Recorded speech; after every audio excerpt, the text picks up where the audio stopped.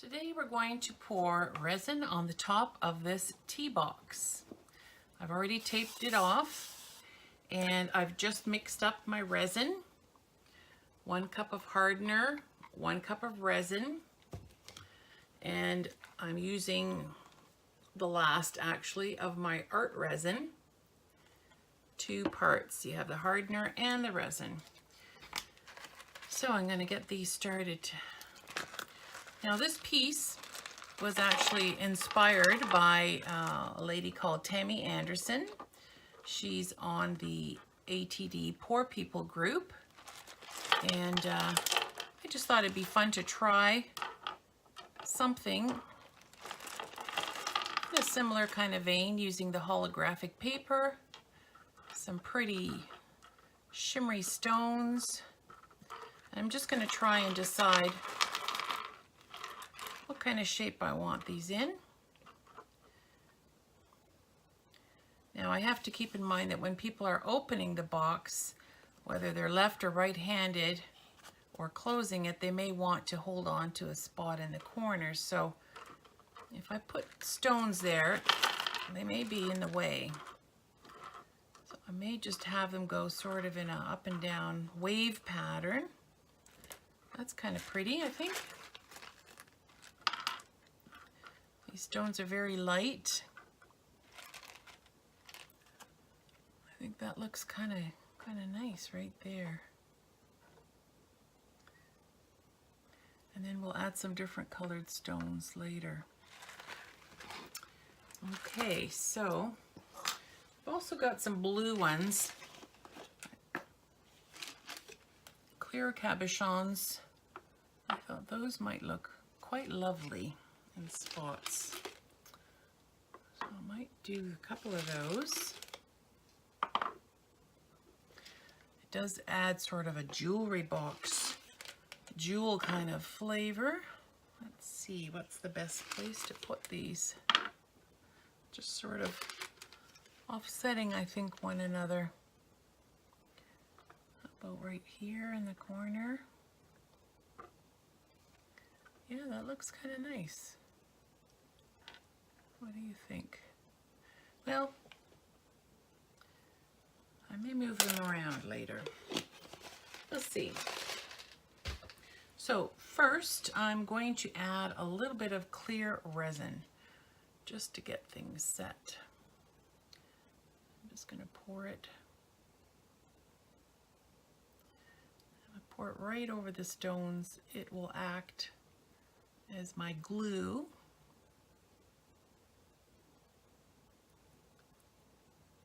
Now I've sealed the box with Mod Podge the night before because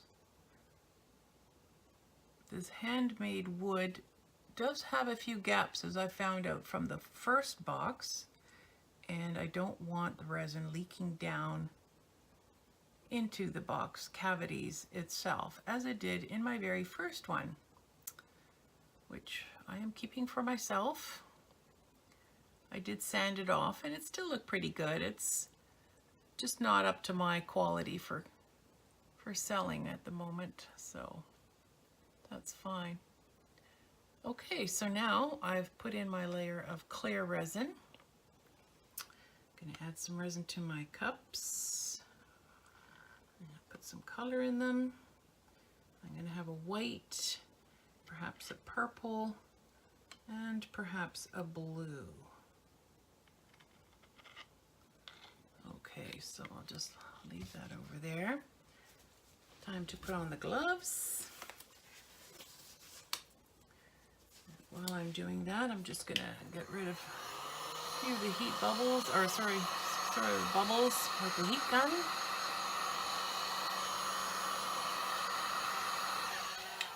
Okay. Put on my other glove. These I've ordered from Amazon. They're the nitrile gloves in medium, and they work pretty good for this purpose. Okay, so now let's get out my tints, and I think I'll do my Chem Resin Sea Blue will be the first one. Shake it up really well. And open it up. I'll put in a dropper full of that. I'm only going to do one dropper because I don't want it too opaque. Since I've got this holographic paper, well, see, that's already quite dark enough. So I don't want to cover up all my holographic paper with a dark resin. So then what's the point, right? Okay, so I'm just going to pour a little bit in the corners.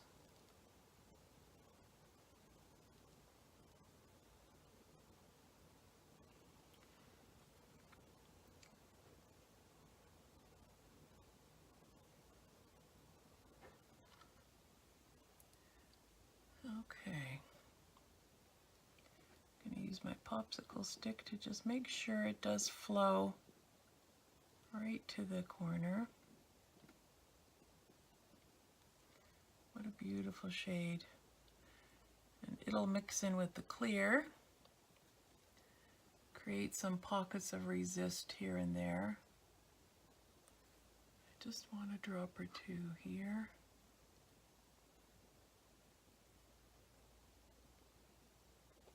Right in the corner.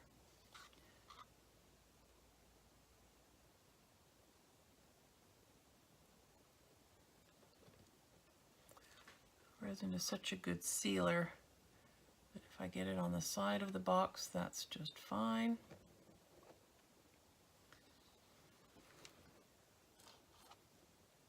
Some of this corner, which already has some of the clear in it, I see, that's fine.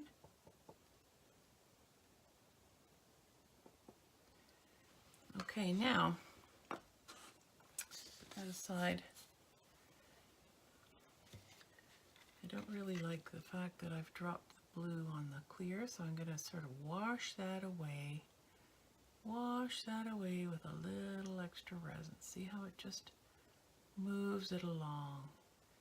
And a little transparent shimmer.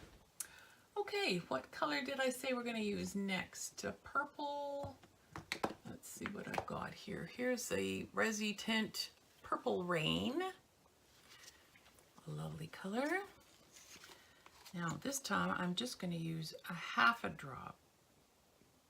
2 drops. Half a dropper. So let's get a stick for that. I reuse my sticks. Just turn them over when they're dry to use another end. That's pretty light. So I want it darker than that. That's a gorgeous, nice purple. Okay, I'm going to put one more drop.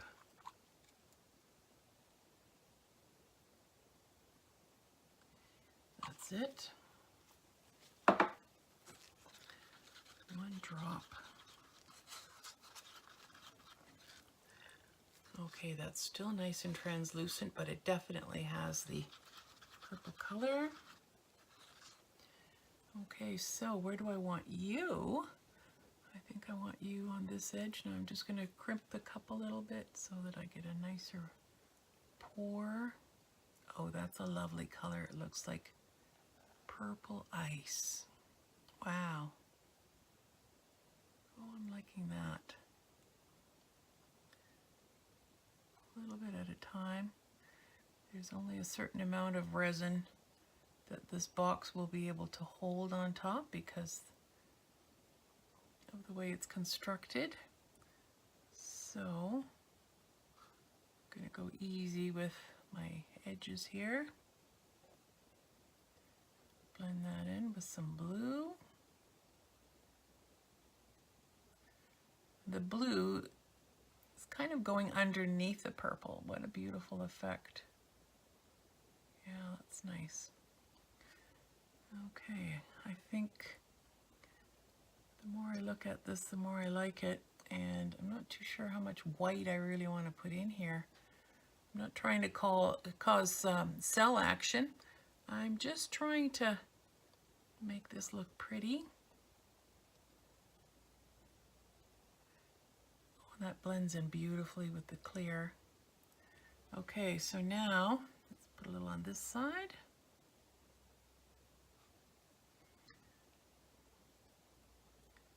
Use my stick.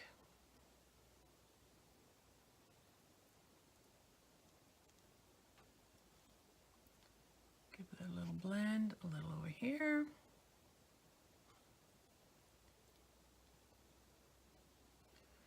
Now, if you remember from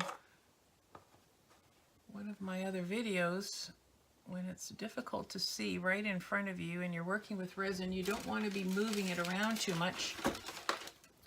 So I keep my handy dandy little mirror, and then I can see inside these edges that are directly in front of me and make sure that they are covered. Okay, so this one, put that down. I think I'm going to put a little purple in here.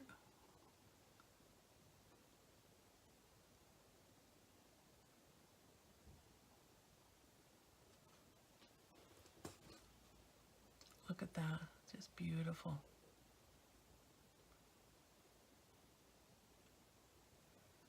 Wow. The holographic paper does shine through beautifully. I'm very happy with that. Okay, so let's get the heat gun and get rid of the air bubbles.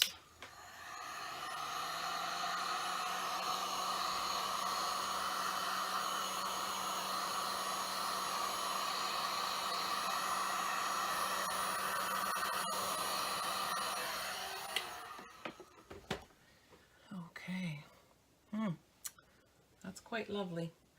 What else do I want to put in there? Well, I think I'll put a few of my blue beads.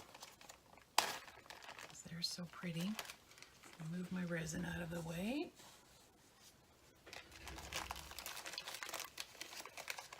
Okay, now I'm just going to form the bag into a shape where they can pour out.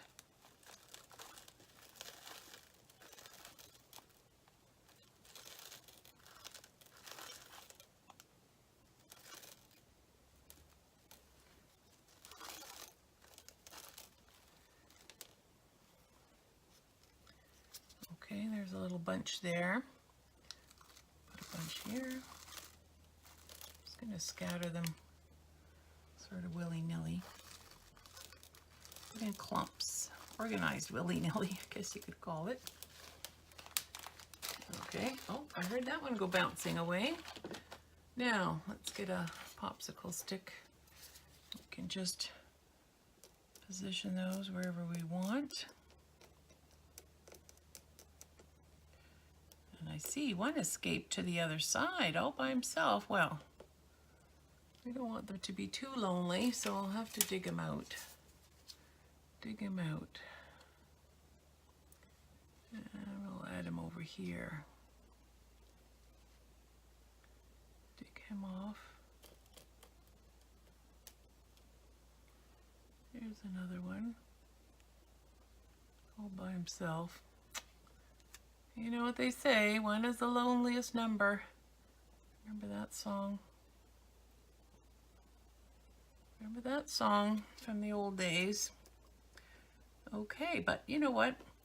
I'm never lonely because I guess I have just too much fun playing with myself, doing my art, having fun. Now I have one stuck in there and I'm going to have to try and get him out because it just makes him look too lonely. So I'm taking a paper clip and I'm going to try and capture him. There we are. Look at that. It's like fishing.